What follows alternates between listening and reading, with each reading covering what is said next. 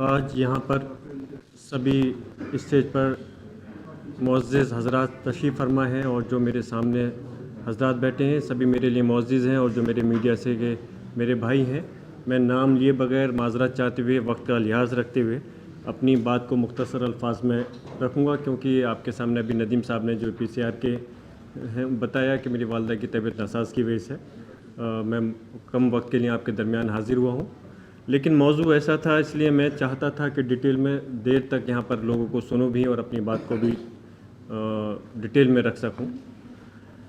जो आजकल के हालात हैं और जो हम आज प्लेसेस ऑफ वर्शिप एक्ट के ऊपर तस्करा करने के लिए यहाँ इकट्ठा हुए हैं, इसमें कोई दो राय नहीं कि जिस तरह से जब ये कानून बना था, और हमने पहले भी कहा कि ये कानून कोई सड़क पर नहीं बना, किसी आम आदमी ने नहीं बनाया, इस देश की सबसे बड़ी पंचायत ने बनाया था, जिसको कि हमारी भारत की संसद ने। लेकिन अफसोस है कि आज उस धज्जियाँ उड़ाई जा रही हैं और उस कानून की रखवाली के लिए जहां हमारी संसद को आगे आना चाहिए था, लेकिन वो चीज़ हमें नज़र नहीं आ पा रही।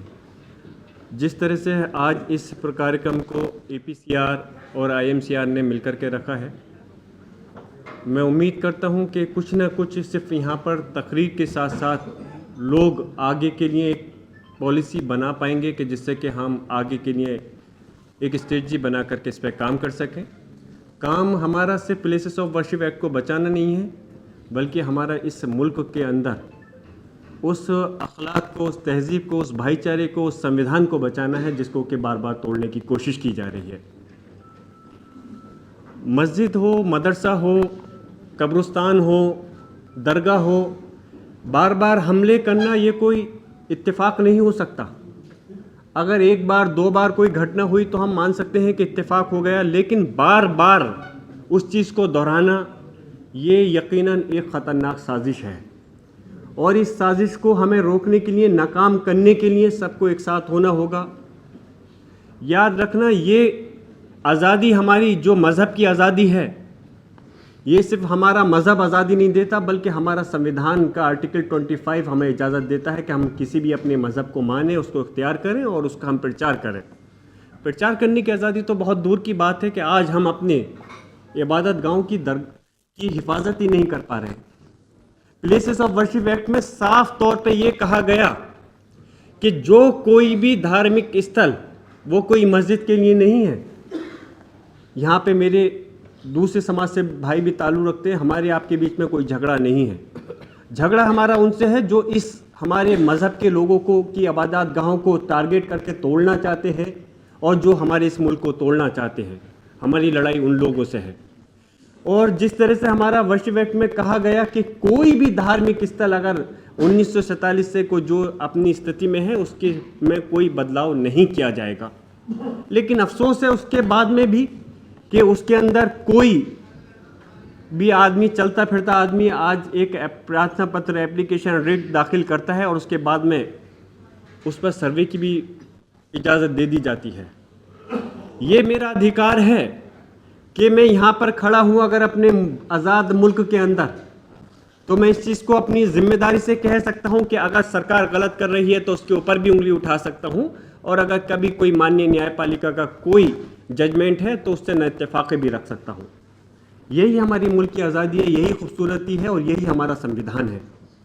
लेकिन जिस तरह से बार बार इन चीज़ों को दोहराया जा रहा है, अगर हम लोग नहीं समझेंगे तो फिर आने वाली नस्लें, याद रखना, हमें कभी माफ़ नहीं करने की है। जिसकी हिफाजत के लिए संसद को आगे आना चाहिए था, लेकिन बाकी हम लोगों को आगे आने पड़ रहा है। और हम चाहते हैं कि जो भी कानून इस देश के अंदर है उसकी हिफाजत होनी चाहिए। जो संविधान के तहत हमारे मज़हब की आज़ादी है, जो हमारी मज़हबी स्वतंत्रता है, तो उसको वो चीज़ हमारी कायम रहनी चाहिए। और ये चीज़ कायम तभी रहेगी जब इस देश की सरकारें निष्पक्ष रूप से बगैर किसी भेदभाव के काम करें। और यकीनन अदालतों की तरफ से तो हम यही उम्मीद रखते हैं कि आखिरी उम्मीद हमारी अदालत ही बचती है।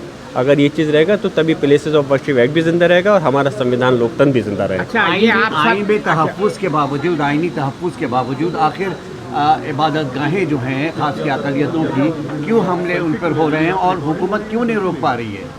ये हुकूमत की खामोशी कहीं ना कहीं, अगर कहीं कुछ गलत हो रहा है, अगर खामोशी भी उसके अंदर अगर हम ये देखें तो वो भी उनकी उसके अंदर एग्री राज़ी नामा उनका लगता है। जबकि अगर कहीं कुछ गलत होता है, मजहबी संस्थाओं के ऊपर अगर हमले होते हैं, तो सरकार को बढ़ चढ़ करके उसके अंदर उन लोगों के ख़िलाफ़ कार्रवाई करनी चाहिए जो कि उसके ख़िलाफ़ कदम उठा रहे हैं। लेकिन अफसोस है कि सरकार की तरफ से उन लोगों को संरक्षण मिलता है और हम उसके ख़िलाफ़ ही हमेशा से सड़क से लेकर के आप मीडियम के माध्यम से और संसद तक इस बात को मजबूती से बुलंद करते रहेंगे कि जो हमारा लोकतांत्रिक, हमारा संवैधानिक, हमारी मजहबी आज़ादी है उसके अंदर खलल नहीं होना चाहिए। और जिस तरह से लगातार हमारे मजहबी दायरों को टारगेट कर करके निशाना बनाया जा रहा है, उन लोगों के ऊपर सख्त कार्रवाई सज़ा होनी चाहिए, जिससे कि आने वाले समय के अंदर इस टाइप की घटना दोबारा देखने को नहीं मिलेगी। पॉलिटिकल पार्टी समाजवादी पार्टी सबसे बड़ी पार्टी है इस वक्त पार्लियामेंट के हिसाब से, लेकिन वो इस पर आवाज़ नहीं उठाती है। नहीं, आपने देखिए इस बात को कहा, लेकिन अगर मैं आवाज़ उठा रहा हूं तो मैं भी ये पार्टी का हिस्सा हूं और पार्टी में मैं अकेला आवाज़ नहीं उठा रहा। और भी इस चीज़ के लिए जहां गलत होगा, हमारे मज़हब के लोगों के साथ या हमारे देश के साथ नाइंसाफ़ी होगी, मेरे चाहे मुस्लिम समाज के भाई हों, अल्पसंख्यक हों या दलित हों, यकीनन हम मजबूती के साथ में उसका विरोध करेंगे और आवाज़ को उठाएंगे। शाही जामे मस्जिद का जो मामला है संभल का, आपको बड़ी परेशानी है, आपके खिलाफ केसेस मुकर्रर दायर किए गए हैं, फिर आप अब इस वक्त सूरत हाल क्या है? लगातार कोर्ट के अंदर मामला चल रहा है, इसलिए कोर्ट के अंदर चल रहा है। मैं ज़्यादा टिप्पणी उस पर ख़ास नहीं करना चाहता। इतना ही कहूँगा कि हमारी एक आखिरी उम्मीद इस देश के अंदर न्यायपालिका है और उस पर हमारा पूरा भरोसा कायम है। अगर हमारे साथ पुलिस प्रशासन सरकार से नाइंसाफ़ी होगी, हक तलफी होगी, तो हम उम्मीद करते हैं कि कोर्ट के ज़रिए से हमें इंसाफ मिलेगा। और अगर कोर्ट से अगर इंसाफ उठ जाएगा तो फिर कोई उम्मीद नहीं बच सकती। लेकिन हमारा आज भी कोर्ट के ऊपर इंसाफ कायम है और इंशाल्लाह हमें उम्मीद है इंसाफ मिलेगा। प्रयोगशाला बनाने की बात कर रहे हैं आप, वो कह रहे थे आप अपनी तकरीर में। प्रयोगशाला ही, जब लगातार बार बार इस प्रकार की घटनाओं को अंजाम दिया जा रहा है और उन लोगों के खिलाफ कोई कार्रवाई नहीं हो रही, तो प्रयोगशाला ही बनाने का प्रयास है जो कि किया जा रहा है। जी और सर, आपने संविधान और एकता की बात की, लेकिन असम के मुख्यमंत्री मुसलमानों के खिलाफ इस तरीके का बयान देते हैं, उधर मोहम्मद दीपक के खिलाफ ही देखिए कार्यवाही उल्टी हो जाती है, तो आप कैसे? मैं यही कहूँगा, पहले भी कह चुका हूँ कि असम के अंदर जो मुख्यमंत्री ने बयान दिया, ऐसे व्यक्ति को, ऐसे इंसान को मुख्यमंत्री रहने का अधिकार ही नहीं है जो कि समाज के ख़िलाफ़ इस प्रकार की जहरीली बातें करें। जो कि आज मैं यहाँ पर हूँ, मैं अपने मुस्लिम समाज, अल्पसंख्यक या ऐसी समाज की हक़ की आवाज़ को उठा रहा हूँ। मैं किसी के मज़हब की आवाज़ को दबाने के प्रयास नहीं कर रहा। मैं सांसद हूँ तो मेरा फ़र्ज़ बनता है कि मैं सब अपने उन जनता का ख्याल रखूँ, लेकिन एक मुख्यमंत्री होने के बावजूद इस प्रकार के अल्फाजों को इस्तेमाल करना, जितनी अल्फाज के अंदर मैं मजम्मत करूँ कम है।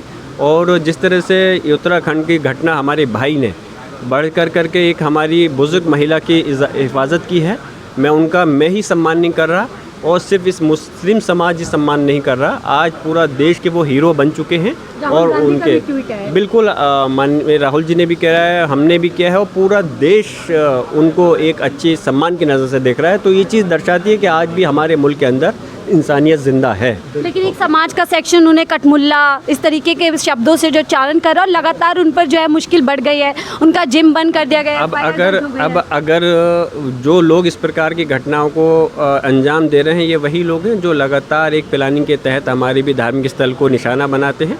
तो अगर ऐसे लोग नहीं होंगे तो फिर देश के अंदर फिर परेशानी क्या रहेगी?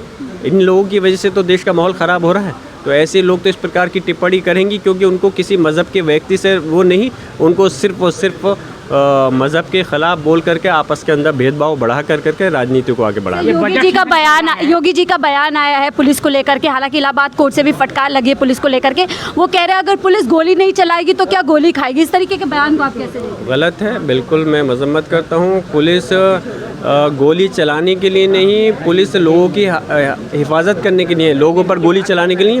गोली का क्या मतलब बनता है कि अगर कोई गलत काम कर रहा है तो उसके खिलाफ कार्रवाई, उसको सज़ा देने का काम पुलिस का नहीं है, ना प्रशासन का, ना सरकार का है। अगर कोई व्यक्ति कानून को तोड़ता है, हमारे देश के अंदर व्यवस्थापिका, कार्यपालिका, न्यायपालिका है, सबका अलग अलग काम है। न्यायपालिका के काम में हस्तक्षेप नहीं किया जा सकता, सज़ा देने का काम न्यायपालिका वही सज़ा देगी। बातचीत करने के लिए तो ये थे उत्तर प्रदेश के संभल से सांसद आते हैं ज़ियाउर रहमान, जिन्होंने आज पूरी तरीके से बात की। आपने इनका पहले भाषण सुना किस तरीके से उन्होंने जो वर्शिप एक्ट है उसका कहीं ना कहीं वकालत की है और उसके बाद अब किस तरीके से जो आसाम के मुख्यमंत्री हैं उस बयान की पूरी तरीके से निंदा कर रहे हैं, और साथ ही मोहम्मद दीपक का समर्थन करते हुए कहा है कि जिस तरीके की घटना उनके साथ की जा रही है पूरी तरीके से सरासर नागवार है। और उत्तर प्रदेश सरकार को भी इन्होंने किस तरीके से जवाब दिया है। जो योगी जी का बयान अब वायरल हो रहा है, जिस पर वो कह रहे हैं कि अगर उत्तर प्रदेश की पुलिस गोली नहीं चलाएगी तो क्या वो गोली खाएगी। आप इनके बयानों को लेकर के, इनके जवाबों को लेकर के क्या कुछ सोचते हैं, अपनी राय जरूर साझा कीजिएगा। देखते रहिए 4PM न्यूज़ नेटवर्क।